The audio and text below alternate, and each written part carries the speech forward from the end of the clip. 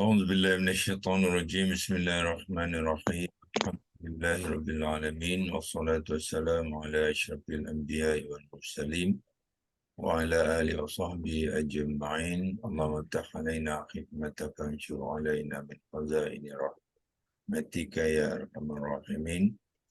يا فتاح يا عليم افتح قلوبنا فتوح العارفين، ورزقنا فم النبيين وإلهام الملائكة المقربين.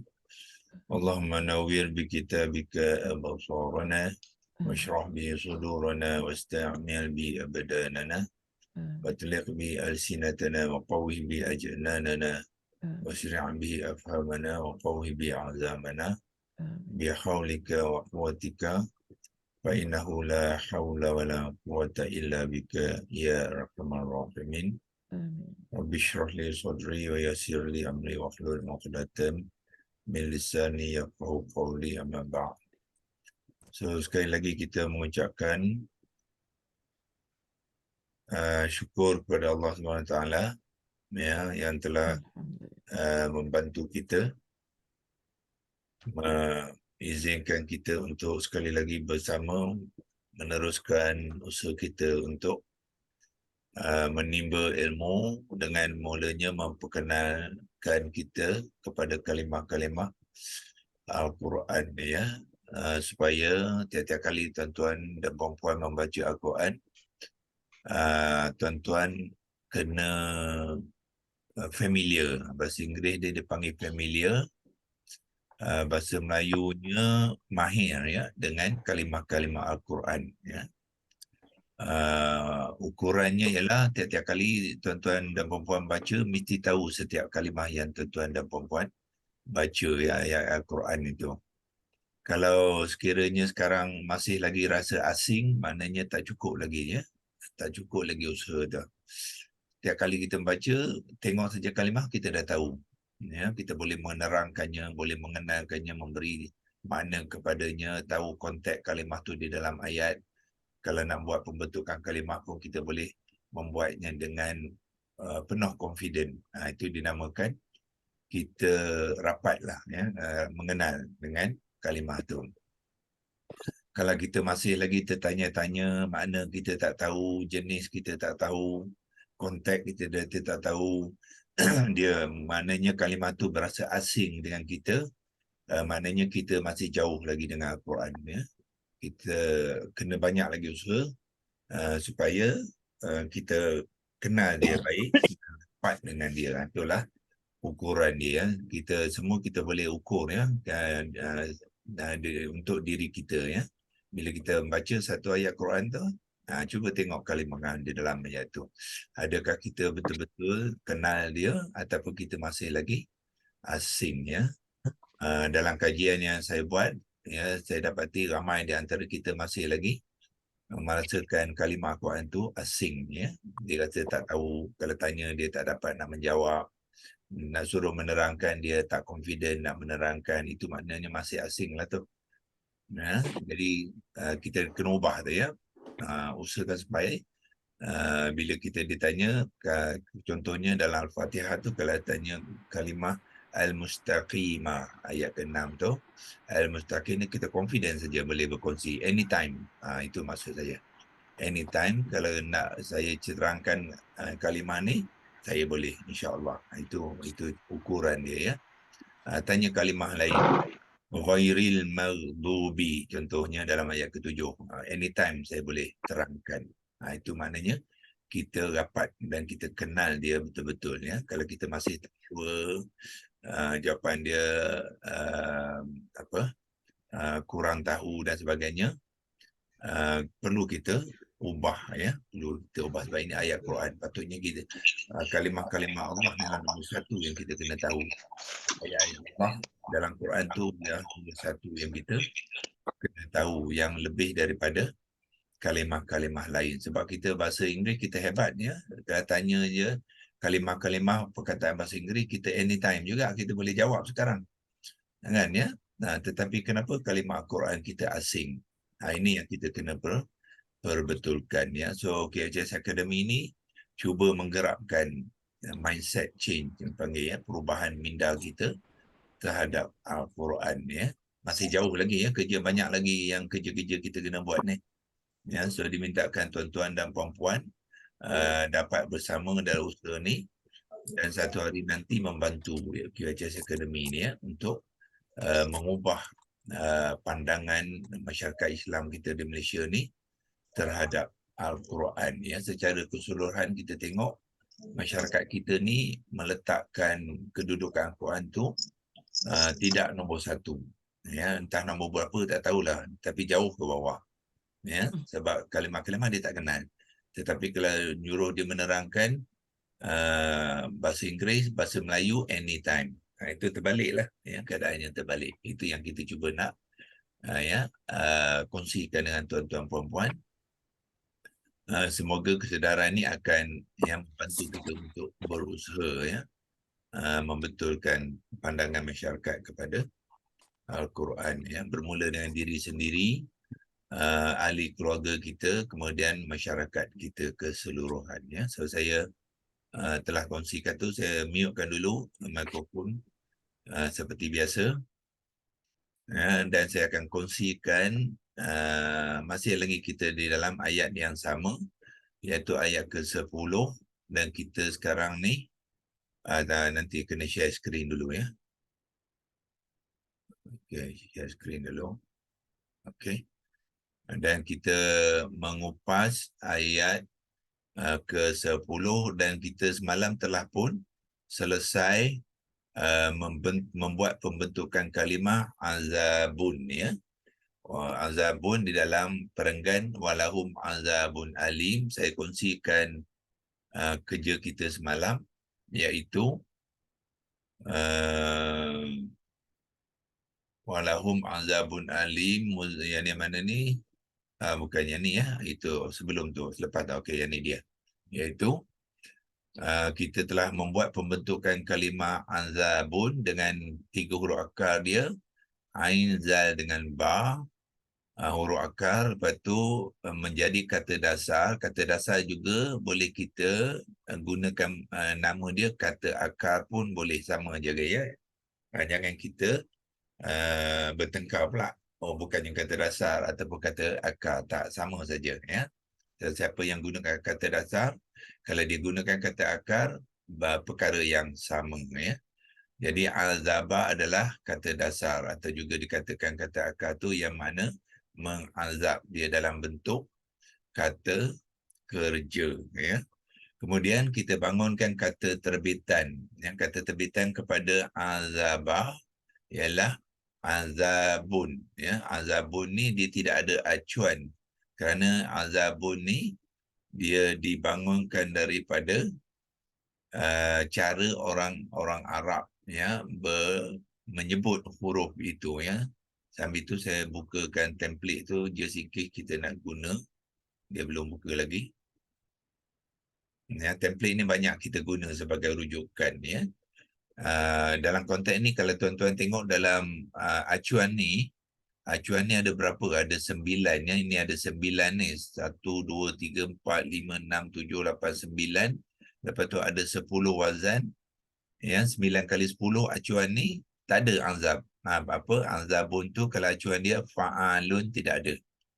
Ya, fa'alun. Jadi bermakna azabun tu bukannya dalam konteks jenis kalimah yang ada ni dengan wazan yang dipaparkan oleh acuan ya, yang ini ya. So dia tidak termasuk dalam bahagian ni.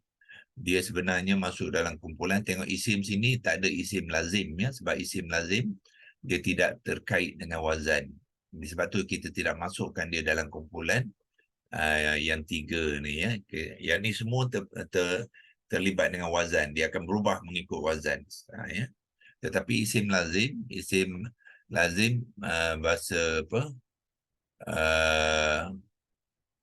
Bahasa Inggeris dia dipanggilkan common noun. Bahasa Melayu dia apa? Kata nama biasalah. Itu dipanggilkan isim lazim ya. So dia tidak terbabit dengan wazan. Dan kita boleh memberikan makna dia itu daripada mengazab tadi ya, dalam kata dasar Bila dijadikan dalam bentuk kata terbitan, dia sudah mengambil bentuk isim, jadi makna dia mesti adalah dalam bentuk isim juga, iaitu kata nama, iaitu seksaan. Ya. Seksaan itu yang telah kita kongsikan semalam. So hari ini kita sambung dia. Saya pun sudah kopikan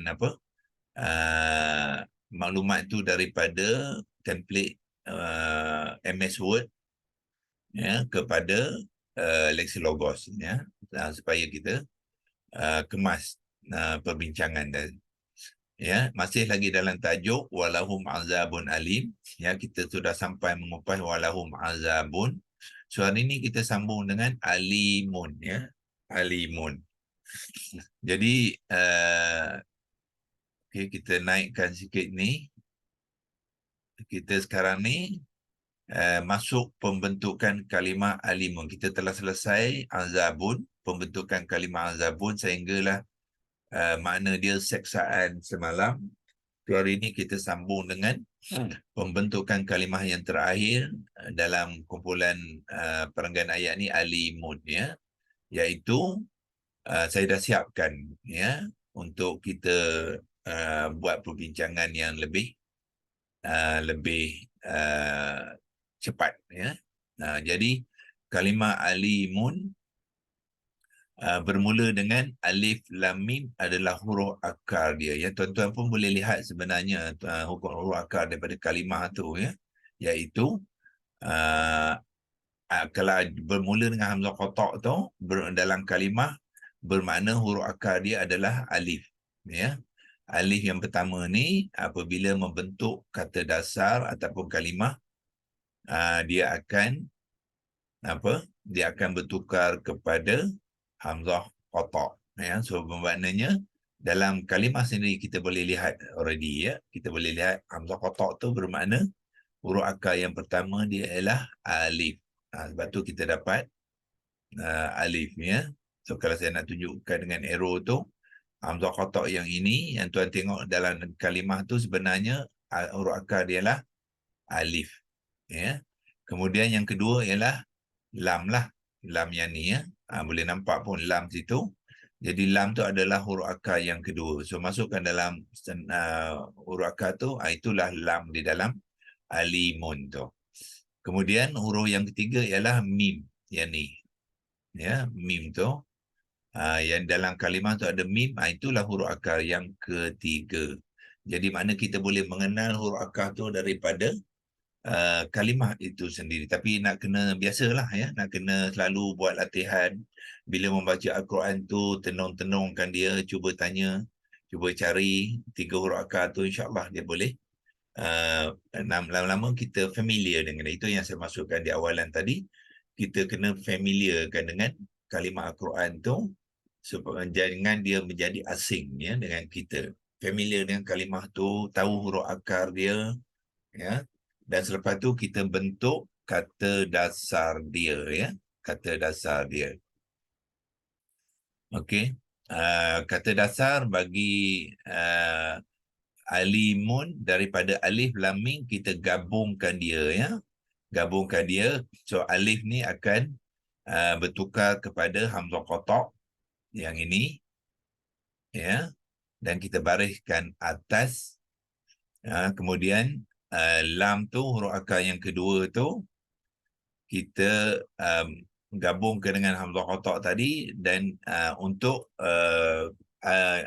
kalimah alif lam mim ni dia mengambil lam tu mengambil baris bawah ya. Nanti tuan-tuan boleh pergi buat homework ya.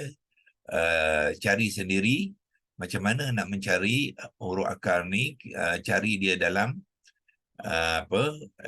sama ada korpus. Kalau tak ada dalam korpus tu, boleh cari dekat tafsir dan perkata, bahan-bahan digital Al-Quran yang kita selalu guna. Kalau situ tidak ada, tuan-tuan cari dekat Wiktionary Arabic ataupun Dictionary Arabic. Akhirnya kita akan dapat ya. Dapat cari dia dalam bentuk fi'il madhi ya, fi'il madhi maklum wazan 1. Jadi kalau jumpa fi'il madhi maklum wazan 1, itulah juga penulisannya dalam bentuk kata dasar. Sebab kata dasar ni dia tidak ada dalam dia tidak ada dalam Quran. Dia tak ada. Yang ada dalam Quran ialah fi'il madhi maklum wazan satu, ya, sebab dia dah digunakan dalam bentuk kata terbitan dalam konteks ayat. Sedangkan alimah ni, kata dasar ni, dia belum lagi. Dia hanya memberi makna yang asas saja, ya. Dalam kalau kita belajar bahasa Arab, bergantung kepada pensyarah, ya. Kadang-kadang pensyarah tu dia menggunakan kaedah kata dasar, ya. Kadang-kadang ada yang tidak, ya. Dalam banyak kelas yang saya pergi dulu, saya dapati ada yang tidak memperkenalkan kita. Tapi bagi proses QHS Academy, kita pastikan pembentukan kalimah tu menggunakan kaedah kata dasar sebelum melakukan kata terbitan, ya.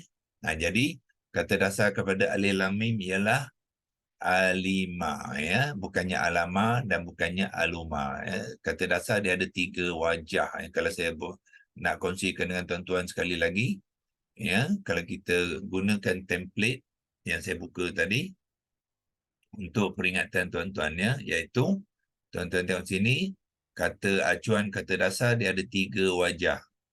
Fa'ala, fa'ila dengan fa'ula, yang saya letak dalam wazan ni. Dan wazan satu wajah A, yang ni wajah A, ini wajah B, ini wajah C. Ya, so kalau lain kali kalau saya sebut wajah A ataupun BC, dia merujukkan kepada sinilah. Kalau A tu fa'ala, kalau B ialah fa'ila, ya, kalau C ialah fa'ula. Jadi sekarang ni dia mengambil wajah B lah, ya, fa'ila. Jadilah dia alima. Lam tu mengambil baris bawah, ya. Okey.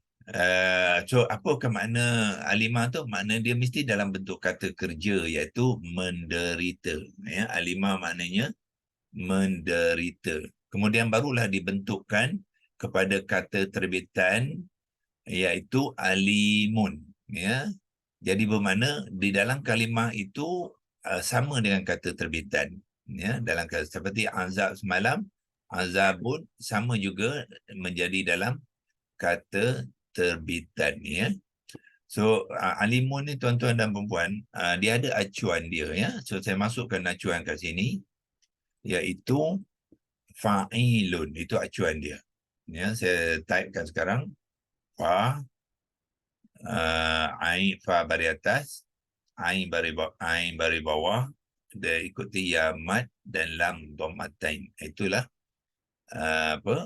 acuan kepada alimun, masukkan dalam bracket tu, ya, supaya kita kenal macam manakah pembentukan alimun adalah daripada fa'ilun, ya. So kalau tuan-tuan tengok fa'ilun ni, kalau buka template ni, ya, dia tak ada dalam ni, ya. Dalam 90 acuan yang ada di sini, fa'ilun tidak ada, ya. So fa'ilun ni tuan-tuan dan perempuan sebenarnya adalah acuan apa? Acuan kumpulan isim sifat mubalaghah. Isim sifat mubalaghah. Ya.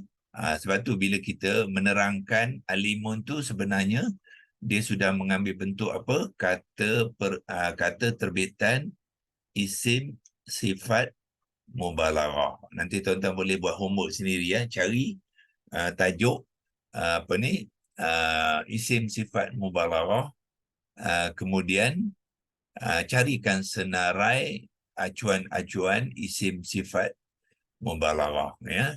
Salah satu daripada acuannya ialah fa'ilun, ya. Fa'ilun kalau tuan-tuan boleh ingatkan, apabila membentuk kalimah rahimun, dalam dalam ayat Al-Fatihah yang pertama tu, di hujung tu ar-rahimi. Ar-rahimi tu dibentuk daripada acuan yang samalah, ya. Daripada rahamin, huruf akar dia menjadi rahimun, ya. Rahimun, lepas tu tambah alif lam ta'rifah jadi ar-rahimu, kemudian dia majrur jadi ar-rahimi. Itu samalah, dia punya acuan yang sama, fa'ilun, ya. So fa'il, apakah isim sifat mubalaghah? Isim sifat mubalaghah ialah satu sifat kepada seseorang ataupun sesuatu tu yang amat tinggi, yang amat tinggi, ya. Sebab tu dalam Bismillahirrahmanirrahim tu, Ar-Rahimi tu dia memberi erti apa? Yang maha penyayang. Maha tu maknanya sifat yang sangat tinggi yang digunakan untuk Allah, ya. So dalam konteks ni alimun bermakna apa? Yang sangat pedih. Ya, sangat pedih ataupun sangat menyakitkan, ya. So dalam konteks ini saya gunakan amat, tapi boleh juga kalau gunakan sangat, ya. Maknanya alimun ni ialah sifat kepada azab tadi yang sangat, ya, yang sangat menyakitkan, yang sangat pedih. Sebab tu dia menggunakan acuan isim sifat membawa lawas supaya dia boleh alimah tadi masuk dalam apa, dalam acuan ni dia akan menghasilkan bentuk kalimah alimun, ya. So kalau nak belajar proses tu ya elok apalah dalam kelas-kelas kelas-kelas intensif kita tunjukkan kepada peserta-pesertanya macam mana membentuk kata terbitan daripada kata dasar ni menggunakan acuan ni, ya. So apa kita buat? Kita tukarkan, ya. Kita tukarkan kalimah di dalam ataupun kita masukkan kalimah di dalam kata dasar tu ke dalam acuan tu, ya. Fa ni adalah kalimah yang pertama iaitu hamzah qata' ni. Ya, hamzah qata' ni gantikan fa, itu proses dia, ya. Gantikan fa, so dia akan menjadi hamzah qata' baris atas lah, sebab fa tu baris atas. Jadi itu proses dia. Kemudian yang kedua, lam ni, lam pula, ya. Lam ialah huruf kedua iaitu huruf ain, ya. So dia akan menggantikan ain baris bawah, jadilah lam baris bawah. Itulah proses dia, ya, nak menggunakan acuan tu. Jadi selesai hamzah qata', selesai lam, tinggal mim saja. Mim pun samalah, kita buat mim, huruf yang ketiga tu, apa kita buat? Kita gantikan dengan lam ni. Ganti dengan lam ni sebab dia huruf yang ketiga.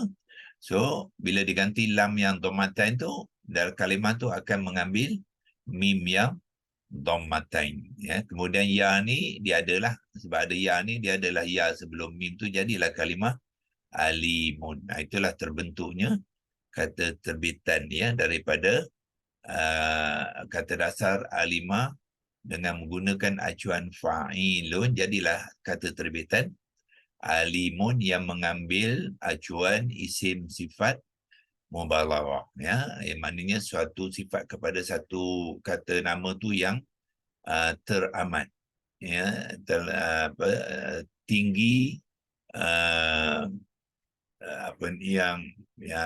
yang tinggi kedudukannya lah, ya. Jadi kalau maksud dia kalau dia pedih maknanya yang amat pedih, ya.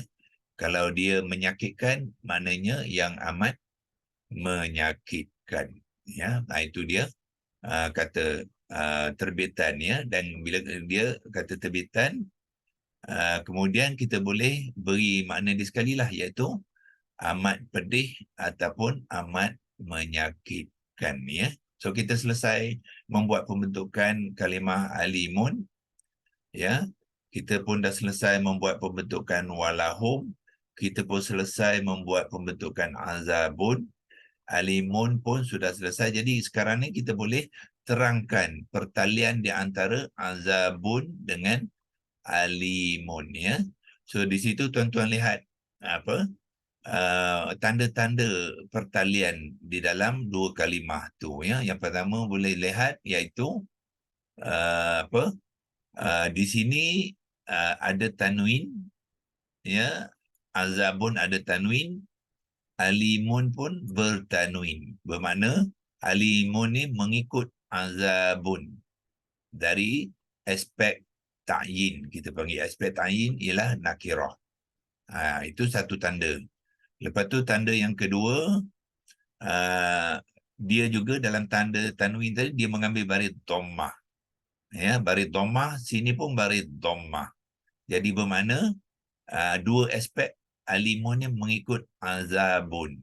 So daripada dua tu dia dah bagi clue pada kita, ya, iaitu bermakna kalimah alimun ni mengikut kalimah azabun, bermakna pertalian ni biasanya adalah mengikut kaedah ya isim sifat dengan mausuf, iaitu alimun adalah isim sifat kepada azabun. Ya, jadi bila nak menerangkan pertalian tu, azabun ni adalah mausuf, alimun adalah isim sifat. Dengan melihat tanda-tanda tadi, ya, iaitu daripada dua tanda tu sebenarnya kita sudah boleh mengenal, ya. Dia ada lagi tanda 3 dan 4, ya. Tanda 3 dan 4 ialah jantina kepada isim mausuf azabun ni ialah muzakkar, ya. Dia bukannya muannas. Jadi bila dia muzakkar, alimun pun muzakkar, tidak ada tanda muannas di sini. Dia pun mengikut. Itu ciri yang ketiga. Kemudian ciri yang keempat ialah bilangan dia. Azabun ni bukannya jamak, dia mufrad. Ya, alimun pun mufrad juga. So ada 4 ciri-ciri di mana alimun ni mengikut azabun. Bila dia memenuhi 4 ciri-ciri itu, bermakna dia mempunyai pertalian yang kita panggilkan mausuf wasifah. Ya, saya pun telah pun dah tulis pun di sini untuk kegunaan tuan-tuan dengan lebih cepatlah, ya, iaitu pertalian azabun alim, dua kalimah ni dah diaturkan, ya, dengan kaedah yang kita panggilkan mausuf. Mausuf tu apa dia? Mausuf tu ialah mana arrow? Mausuf tu ialah azabun. Ya, so ini mausuf dia. Okey.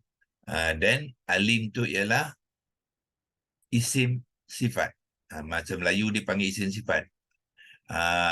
Arab dipanggil al-sifah. Ya, al-sifah. Waw ni ialah apa dia? Waw tu adalah waw atifah lah. Ya, waw atifah. Yang maksudnya dan. Jadi makna mausuf wasifah bermakna apa? Al-mausuf iaitu azabun.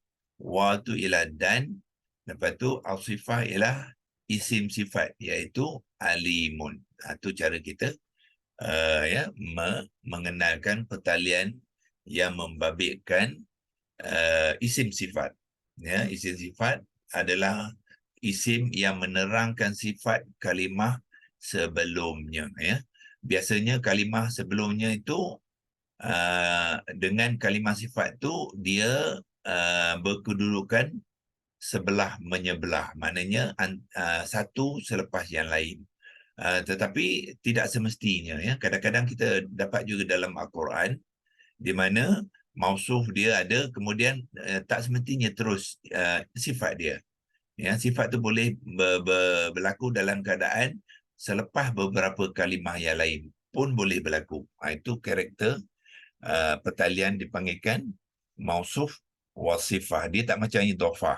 Kalau idhafah dia mesti berturutan. Tidak ada boleh kalimah di antara dua kalimah. Tetapi isim sifat boleh, ya.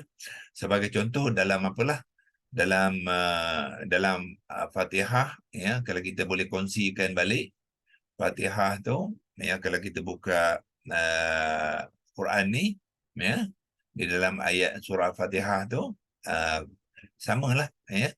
Yang ni pun dipanggilkan pertalian mausuf wasifah, iaitu apa? Allah ni adalah mausuf dalam ayat pertama, ya. Mausuf. Lepas tu sifatnya mana? Sifat yang pertama Ar-Rahmani, tetapi Ar-Rahim juga sifat yang kedua. Jadi bermakna pertalian di antara Allah dengan Ar-Rahim juga mausuf wasifah. Ya, kalau kita bantu dia dengan menulis dalam Jawi, kita panggil ni mausuf. Okey. Ar-Rahim ialah isim sifat. Isim sifat, ya. So sekarang ni isim sifat dia tidak terus selepas Allah. Dalam konteks ini ada satu kalimah lain boleh untuk isim sifat boleh ya. Ya ini mausuf, kemudian ada kalimah lain, kalimah isim sifat selepas kalimah lain boleh ya, dia boleh berlaku. Ya. So dalam konteks ini sebenarnya isim sifat ni adalah isim sifat yang kedua ya, kita isim sifat kedua sebab sebelum tu ada isim sifat yang pertama. Ya, isim sifat pertama dalam ayat ni sebenarnya Ar-Rahimi ya. So kalau saya tu ambilkan warna biru untuk membezakannya ya. Jadi Ar-Rahimi ni sebenarnya adalah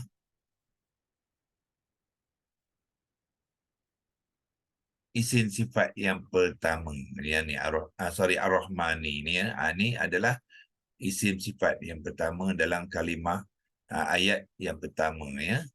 So kalau kita labelkan dia di situ, yang ni adalah isim sifat juga, yang isim sifat satu.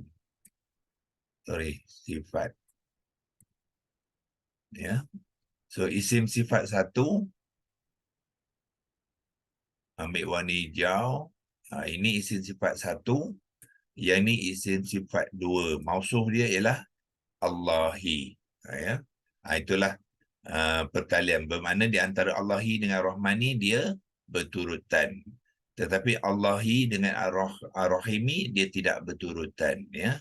Boleh, dia tidak seperti idhafah ya. Kalau idhafah dia tidak boleh ada kalimah di antaranya ya, dia mesti berturutan. Contoh sinilah ya, Rabbil Alamin ni idhafah. So Rabbi dan Alamin mesti berturutan, dua kalimah isim yang berturutan ya. Yang mana berbeza dengan isim sifat. Isim sifat dia boleh ya, kalau mausuf dia di sini sifat dia Ar-Rahimi dijarakkan oleh kalimah lain boleh ya. Itulah di antara contoh-contoh mausuf wasifah di dalam Al-Fatihah. Kalau kita nak tengok contoh lain, ada juga tu apa dia isim dia di sini. Kalau kita tengok ayat ketiga ya, ayat ketiga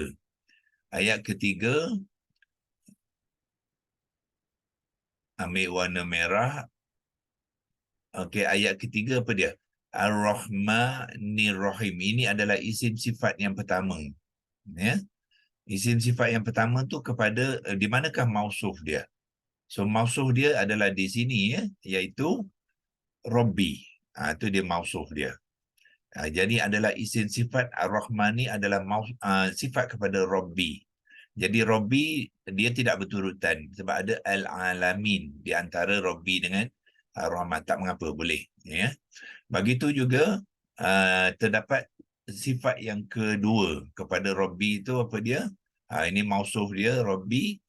Sifat dia Ar-Rahimi. Itu sifat yang kedua. Ya, jadi maknanya konsep Ar-Rahman Ar-Rahim mensifatkan Rabbi ni sama dengan yang pertama ya. Allah mausuf, Ar-Rahmani isim sifat yang pertama ya. Kemudian dia ada sifat dia yang kedua, Ar-Rahimi ya. Sebab Rabb ni sebenarnya Allah lah. Jadi sebab tu dia diceritakan dengan sifat yang dua, sifat yang sama dalam ayat ketiga.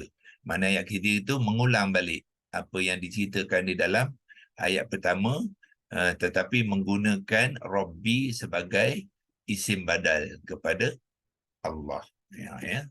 Dan akhir sekali kalau kita nak tengok contoh lain isim sifat ialah di dalam ayat yang ke-6 ya, dalam Fatihah ayat ke-6, iaitu As-Sirata adalah mausuf ya, Al-Mustaqimah adalah isim sifat kepada As-Sirata ya. Apakah tanda-tanda dia, kita boleh lihat di situ ya. Ya, daripada kalimah sendiri kita boleh lihat tanda.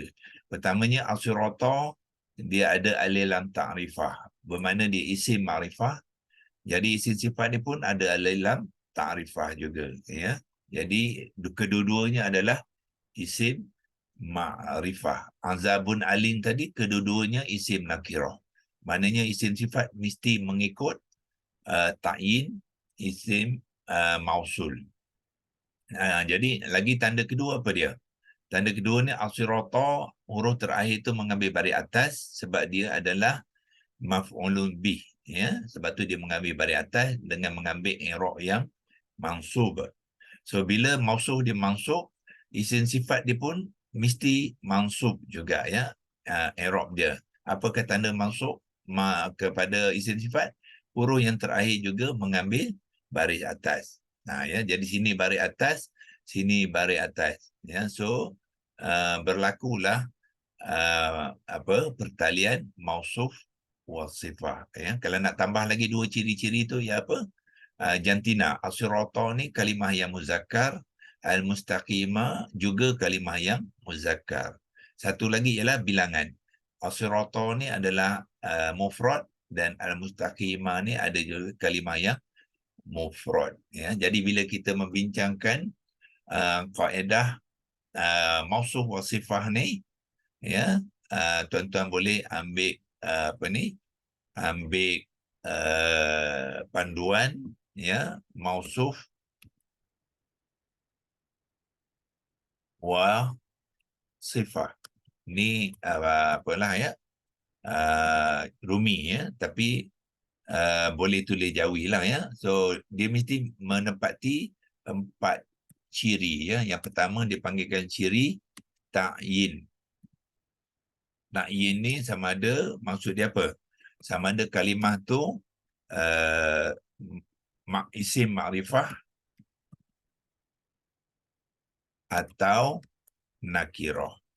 So dia mesti mengikut, ya. Kalau ma'rifah, isim sifat mesti ma'rifah, ya. Kalau nakirah, isim ma'rifah juga isim sifat mesti nakirah, ya. Yang kedua, i'rab dia, ya. I'rab mesti mengikut juga. I'rab mausuf mesti sama dengan i'rab isim sifat. Dan ketiga ialah jantina. Jantina kalimah mausuf tu mesti sama dengan jantina isim sifat. Dan akhir sekali yang ialah bilangan. Ya. Al-adad, bahasa Melayu kata al-adad tu bilangan. Kalimah tu adakah dia mufrad ataupun musanna. Bila kita kata bilangan tu, dia membabitkan sama adakah dia mufrad atau musanna atau jamak. Ya, jamak. Tu. Kita tarik sikit ni, ya. Tu. Inilah beberapa kaedah, ya, untuk menentukan pertalian tu mengikuti apa yang dipanggil mausuf wasifah, ya. Kalau kita nak gunakan pertalian tu al-sifah wal mausuf pun tak apa, ya. Tengok fokus kita yang mana, ya. Kalau ikut urutan dia mausuf dululah, ini mausuf, ini sifat. Jadi mausuf wal sifah. Tetapi kalau kita nak memfokus kepada sifat, kita boleh panggil dia al-sifah wal mausuf. Maknanya isim sifat yang mengikut mausufnya. Itu cara kita berbincang tentang aspek yang pertalian di antara dua kalimah yang membabitkan sifah wal mausuf, ya. Jadi kita clearkan ni semua, lepas tu kita balik kepada leksi logos tadi. Kita nak simpan yang ni, ya, sebab kita dah selesai perbincangan kita. Jadi kita buat live frame, ya. Live frame ni dia akan simpan semua yang kita buat latihan tu dalam satu paparan, ya. Jadi kita tekan print screen. Okey, dia telah simpan tu di dalam screenshot. Jadi besok, kalau besok hari Sabtu kita cuti, kita jumpa hari Isnin. Kalau kita nak gunakan, nak tengok, kita akan tengok dalam screenshot, ya, simpanan ni. Pada masa yang sama, kita boleh simpan ni juga, tambahan yang hari ini dalam template Microsoft Word, ya. So kita copy yang ni, pergi ke Microsoft Word yang kita telah gunakan sebelum ni, kita tambah maklumat tu dalam ni untuk simpanan kita ya. Maknanya yang ni dah sampai daripada mula sekali tu walahum azabun alim tu ya sampai ke yang ini ya. So kita savekan dia, dan lain kali kalau kita nak guna, nak copy ke, nak paste ke, kita boleh guna ambil bahan tu daripada Microsoft Word ni insya-Allah ya. So itu saja untuk hari ini, insya-Allah hari Isnin walahum azabun alim bermakna kita telah selesai berkongsikan walahum azabun alim tadi. So maknanya hari Isnin nanti kita boleh meneruskan ya, meneruskan dengan bima kanu yaksibun ya, teruskan habiskan dengan bima kanu yaksibun. Kita dah selesai yang ni. Mungkin kita kupas sikit dari segi tajwid saja ya, alimun dengan bima. Bila kita buat bima nanti kita akan kupaskan aspek apa, ada tajwid sini yang melibatkan hukum di sinilah ya, iaitu hukum apa dia, sini hukum non sukun bertemu dengan ba yang dipanggilkan hukum iqlab ya. Okey, cukup untuk hari ini. Wabillahi taufik. Assalamualaikum Ustaz. Sifat mausuh ni sama tak dengan na'at man'ut? Boleh sama-sama.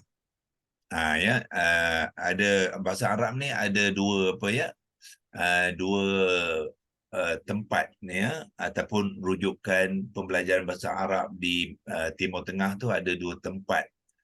Satu tempat tu dia menggunakan sifat, satu tempat dia menggunakan na'at, tapi perkara yang sama. So kalau ada orang sebut na'at ya dengan apa, dengan isim sifat tu adalah perkara yang sama. Mausuh dengan maknud tu maknanya benda yang sama. Terima kasih. Okey. Doktor, minta maaf ya. Tadi pertalian azabun alim tu saya tak Ya. sempat tak sempat nak catch up tadi tu. Takyin dia apa Ustaz, yang pertama dan yang kedua tadi tu? Azab. Ta'yin maknanya kalimah tu adakah dia isim sifat ataupun isim nakirah. Tu dipanggilkan ta'yin. Jadi azabun tu bila dia ada tanwin dia isim nakirah. Azabun ialah nakirah. Jadi bila dia nakirah, isim sifat dia mesti nakirah, dia mesti mengikut. Sebab tu alimun ya. Dia bertanwin juga. Jadi dua-dua adalah isim adalah Ta'yin dia isim nakirah. isim nakirah. Tapi dalam Fatihah tu siratal mustaqimah tu ta'yin dia isim sifat. Oh, yang ni isim nakirah. Yang mana? Ya azibun, alimun isim nakirah. Dua-dua isim nakirah. Dua-dua isim nakirah. Ya. Okey, isim nakirah berdasarkan tanwin lah yang kedua-dua tu. Dia ada tanwin, huruf terakhir bertanwin dan dalam kalimah tu tidak ada alif lam ta'rifah. Itu tanda nakirah. Okey. Itu yang pertama kan? Tak yang pertama kan? Ada Ini yang kedua? pertama ya. Yang kedua apa dia? I'rab. Oh, i'rab. I'rab dia azabun tu baris dhammah, makna i'rab dia apa? Marfu'. Oh, marfu'. Jadi alimun kena juga marfu'. Dengan mengambil baris dhammah. Okey. Lepas tu yang ketiga, Ustaz kan kita ta'yin, lepas tu pergi ke jantina, lepas tu bilangan i'rab yang keempat kan. boleh ya, tapi saya gunakan tu sebab apa? I'rab dia boleh nampak jelas. Dua tanda yang pertama dan kedua tu kita nampak jelas. Yang tapi jantina dengan bilangan tu tak nampak jelas dalam kalimah tu. Itu sebabnya saya gunakan untuk mausuh wal sifat ni, saya ambil dua yang jelas dulu. Jadi maknanya orang-orang awam macam kita ni ya, dia nampak. Kita gunakan kaedah yang mana nampak jelas tu kita gunakan yang itu dulu. Ya, ta'yin tu kita nampak di situ kalau bertanwin, itulah ta'yin dia. I'rab dia tu baris dhammah, itu i'rab dia. Tapi kalau nak ikut susunan menerangkan kalimah, betul apa Tuan Besar kata, kita mulakan ta'yin, lepas tu jantina, bilangan dan i'rab itu penerangan ya. penerangan kepada kalimah. Tapi untuk mengenal, kita ambil yang terang dulu, yang nampak. Ya, maknanya kalau dua tu dah ada, kemungkinan besar yang lagi dua tu akan berlaku lah. Walaupun tak berapa nampak ya. Bagi mereka yang baru dengan kalimah Al-Quran, dia susah sikit nak kenal mufrad bilangan, dan dia susah sikit nak kenal jantina ya. Jadi itu dia tak familiar lagi. Tapi yang jelas ialah tanda ta'yin tu ada, tanda i'rab tu ada. Mulakan dengan dua tu dulu. Doktor nak tanya, Ya. dalam Al-Fatihah tadi Ar-Rahman Ar-Rahim tu sifat yang pertama dan kedua, kemudian Ya. mausuf dia ialah Rabbi.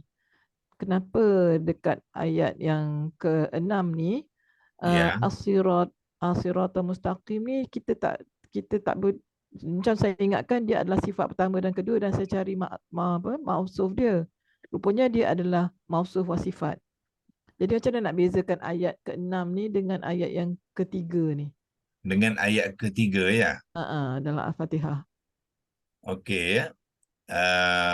Macam mana nak mengenal ya? Okey ya. Kemungkinan besar ada juga mungkin ingatkan yang ni mausuf, ini sifah kan ya? Ya. Okey. Ar-Rahman Ar-Rahim jadi. Betul. Maknanya kalau ikut kaedah, seolah-olah ni pun mausuf wa sifah. Jadi dalam konteks ni makna tu akan membantu kita. Ya, sebab belajar Al-Quran ni, sebab tu kita belajar secara komprehensif tu ya. Kita bukan belajar satu-satu bahagian saja. Kalau kita belajar satu bahagian, mungkin kita tak dapat penerangan tu. Kalau kita tak ambil makna dia, kita nampak macam dia mausuf wa sifah. Ya, bukan. Tapi bila kita dapat memberi makna kepada dia dan mengenal tiga huruf akal, kata dasar dia, dan memberi makna, yang ni makna dia Maha Pemurah. Dan ini Maha Penyayang kan. Jadi bermakna kalau sini Maha Pemurah dan bermakna yang ni bukannya sifat kepada Maha Pemurah. Betul. Dia menjadikan Maha Pemurah ni bukannya mausuf.